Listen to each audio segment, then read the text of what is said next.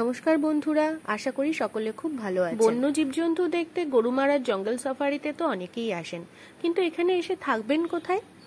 গরুমারা জঙ্গল সংলগ্ন এলাকায় বেশ কতগুলি গভর্নমেন্ট এবং প্রাইভেট প্রপার্টি আছে থাকার জন্য। এর মধ্যে আমার চোখে গরুমারা নেচার্স কটেজ হলো আদর্শ। কিভাবে আসবেন এখানে? নিউমাল জংশন নেমে সেখান থেকে একটি গাড়ি রিজার্ভ করে চলে আসতে হবে এই মুহূর্তে গরুমারা নেচার্স কটেজে। আমরা অবশ্য গিয়েছিলাম লাটাগুড়ি থেকে, তাই এই গরুমারা ন্যাশনাল পার্কের ভিতরের রাস্তা দিয়ে যাওয়া সৌভাগ্য হয়েছিল।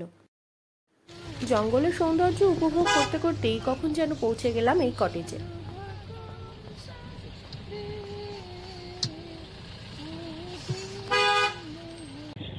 বর্ষাকালকে ডুয়ার্সের অফ সিজন হিসেবেই ধরা হয়, কারণ সমস্ত সাফারি তখন বন্ধ থাকে, তাই লোকজনও ছিল হাতে গোনা।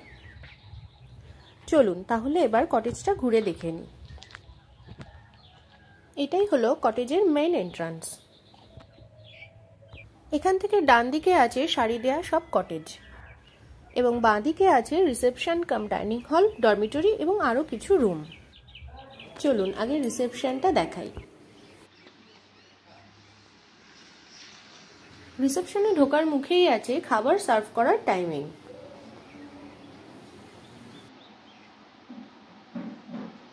আর গেট দিয়ে ঢুকেই প্রথমেই বিশাল এক ডাইনিং হল, একসাথে অনেকে বসে খেতে পারবেন। আর তার ঠিক বাঁদিকেই হলো রিসেপশনের জায়গা। এখানেই বুকিং ডিটেলস আর আইডি প্রুফ দেখে নাম এন্ট্রি করতে হয়। এছাড়াও আছে কিছু ইম্পর্টেন্ট ইনফরমেশন ডিটেলস। আমরা ছিলাম একটি 4 বেডেড কটেজে। চলুন রুমটা একটু দেখে আসি। এটি হলো 105 নাম্বার রুম।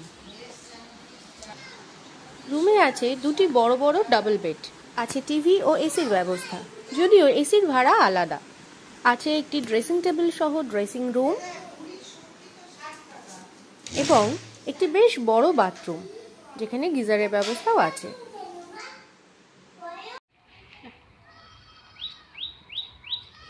সারাক্ষণ বিভিন্ন নাম না জানা পাখির ডাক শোনা যাচ্ছিল।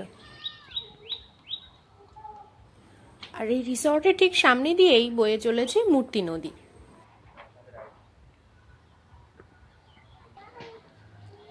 রিসর্টের সামনেটা নানা ধরনের ফুলের গাছে সুসজ্জিত। আরো কিছু নতুন গাছ লাগানোর কাজ চলছে। সামনেই তো শীতকাল আসছে, তখন ফুলে ফুলে ভরে থাকবে চারিদিক। আর এই হলো সারি দেয়া সব কটেজ। এখানে double bedded, 3 bedded, 4 bedded cottage পাওয়া যায়।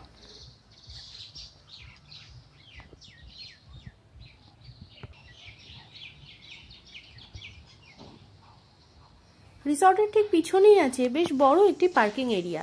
যারা নিজস্ব গাড়ি নিয়ে আসবেন তারা অনায়াসেই এখানে পার্ক করে গাড়ি রাখতে পারেন।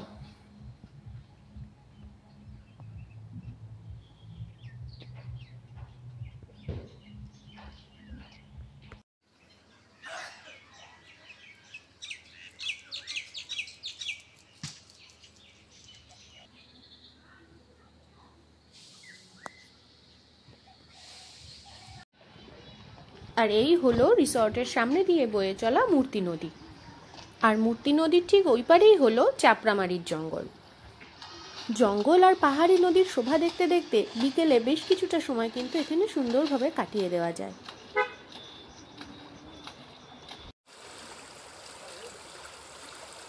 নদীর গভীরতা খুব বেশি নয়, তাই স্থানীয় মানুষজন গবাদি পশু নিয়ে নদী পার করে নদীর মাঝে জেগে ওঠা এই চড়াই অনায়াসেই চলে যাচ্ছেন দেখলাম।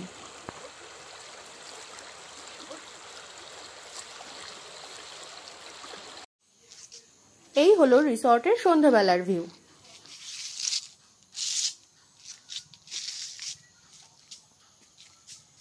এবারে আসি রুম ভাড়া কত পড়েছিল।